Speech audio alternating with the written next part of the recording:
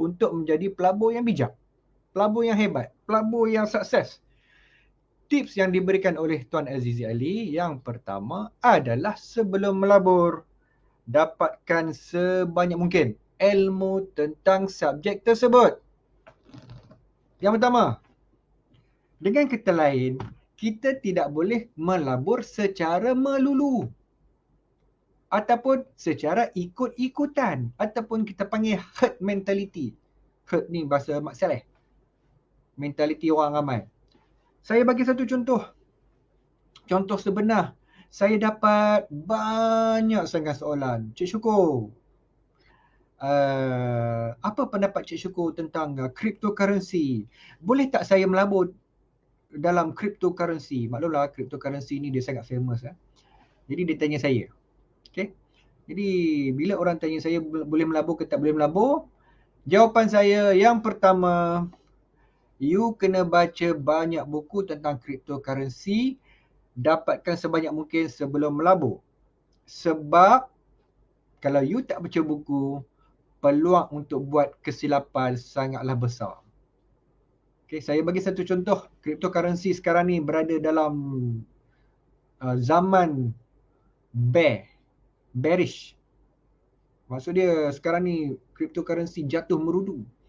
Bitcoin daripada 60,000 US dollar dia jatuh 50%, tinggal 30,000 lebih. Sekarang bounce sikit. Tuan-tuan bayangkan kalau tuan-tuan melabur, tiba-tiba jatuh 50% portfolio tuan-tuan dalam jangka masa sebulan, 2 bulan. Jatuh 50%. Sampai kan ada, saya tengok dalam dalam internet, saya tengok news, ada orang jadi tak keruan, jadi sewel. Jadi sewel, bercakap dengan dinding, tidur, terbaring. Dan putus tunang tak jadi kahwin. Sebab melabur dalam cryptocurrency menggunakan duit dia nak kahwin. Tuan-tuan, antara benda pantang larang melabur ni ialah jangan pakai duit yang kita dah ada komitmen. Contohnya komitmen down payment rumah, komitmen nak kahwin, komitmen nak bertunang. It's a big no-no. Jangan. Tapi hamba Allah ni bagi melabur juga dalam cryptocurrency, pakai duit nak kahwin, last kali jatuh, rugi banyak dan tak jadi kahwin. Dah ada rugi duit, bakal isteri pun lari. Memang cari naas betul. Siapa ada baca cerita tu? Dekat Siakap Keli. Okay, dekat Facebook Siakap Keli saya baca. So don't. Jadi dengan kata lain, sama ada dia tak baca buku ataupun dia baca tapi dia tak ambil iktibar daripada buku. So itu kesilapan yang sangat besar. Jadi tuan-tuan, bukan setakat cryptocurrency, apa-apa pelaburan yang ada turun naik harga berisiko tuan-tuan. Kalau macam pelaburan yang tak ada turun naik harga macam ASB, senanglah. ASB masuk RM1, ujung tahun pun RM1. Tak ada turun naik harga, selamat tuan. Tapi kena tunggulah setahun dividen 5%, 6%, 7%, 8%. Jadi pelaburan yang tidak ada turun naik harga, of course tak ada risiko. Orang kata apa, tak ada risiko kerugian daripada penurunan harga. Yang ada cuma kalau dividen rendah, bagi komen lah, dividen rendah lah apa semua. Jadi dengan kata lain tuan-tuan, setiap pelaburan ada risiko yang tersendiri. Tapi sebab saya tera pasal gold, saya nak ajar tuan-tuan pasal gold. Jadi Tuan Azizi Ali cakap paling senang baca 10 buku. Okay. Tuan-tuan, kalau tuan-tuan tahu banyak mana buku yang saya baca tentang emas dan perak untuk pandai, dan berapa ribu yang saya habiskan, sangat banyak duit. Saya rasa 5 figure juga saya habis belanja duit untuk belajar pasal emas dengan perak. Tapi Alhamdulillah, bila pandai pasal emas dan perak, saya tidak buat kesilapan. So daripada 2008 tu saya cuma buat 2 kesilapan. 2008, masa saya mula-mula belajar tentang gold, tahun 2008, 2009. 2008, 2009 adalah tahun di mana saya buat kesilapan dalam pelaburan emas. Okay. Lepas tu sampai sekarang saya tak pernah buat salah dalam pelaburan emas. Why? Pasal apa? Pasal dah belajar banyak, baca buku, buat research, dah terror, alhamdulillah kita akan kurang buat kesilapan. Tapi nak beritahu, sebelum terror emas saya pun masuk longkang juga tuan-tuan. Ni orang panggil saya Sifu, Cikgu. Dulu masuk longkang juga tau. Jadi dengan kata lain, saya tahu risiko untuk tuan-tuan ke longkang ataupun ke laut sangatlah tinggi jika tuan-tuan tidak membaca buku, tidak buat research, tidak ada ilmu. Itu tips yang pertama. Tips yang kedua. Tips yang kedua adalah bermula sedikit-sedikit.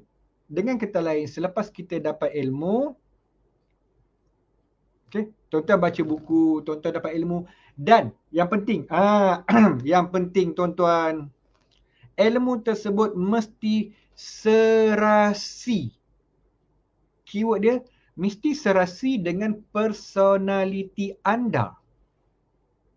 Apa maksud dia? Okey, maksud dia, pelaburan ini tuan-tuan, dia ada yang berisiko tinggi, high risk, high return. Ada pelaburan yang low risk, low return. Dengan kata lain, pelaburan ini tidak sama untuk setiap orang, tidak sesuai untuk setiap orang. Ada orang, contohnya orang yang dah pencen, umur 60 lebih, dia tidak boleh ambil risiko yang terlalu tinggi. Sebab apa? Sebab kalau dia buat salah ketika umur 60, kacau. Kacau, memang kacau banyak. Tetapi jika tuan-tuan umur 20 tahun, baru bermula kerja, banyak masa lagi untuk recover. Kalau buat salah, tuan-tuan boleh ambil risiko yang tinggi. Dengan kata lain, setiap pelaburan, bila kita baca buku, tak semestinya kita pergi ke situ. Mungkin kita baca-baca, lepas tu kita dapati dia tidak serasi dengan jiwa. Okey, tips yang ketiga diberikan oleh Tuan Azizi Ali adalah konsisten. Bermaksud setelah kita start 1 gram, lepas tu kita kena konsisten tambah dan tambah. Consistency is the key. Okey. Kenapa konsisten is the key? Kenapa konsisten tu penting? Sebab emas ini sesuai untuk pelaburan dalam jangka masa yang panjang. Apa maksud jangka masa yang panjang? Minimum 3 tahun. Tuan-tuan, minimum 3 tahun. You can hold the gold for 3 years minimum. Invest besar untuk untung besar.